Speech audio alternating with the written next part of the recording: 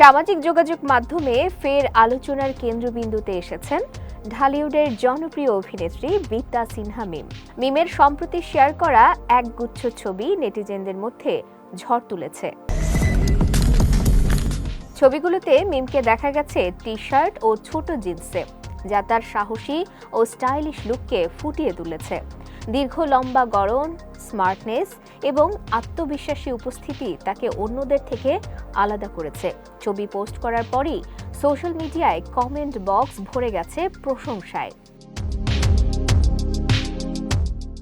মিম ক্যাপশনে লিখেছেন, ডেনিম তার কাজটাই করছে।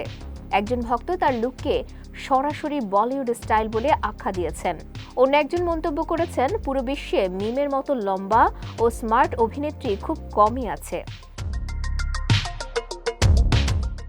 বিদ্যা সিনহা মিম 2007 সালে লাক্স সুপারস্টার প্রতিযোগিতায় বিজয়ী হয়ে বিনোদন জগতে প্রবেশ করেন।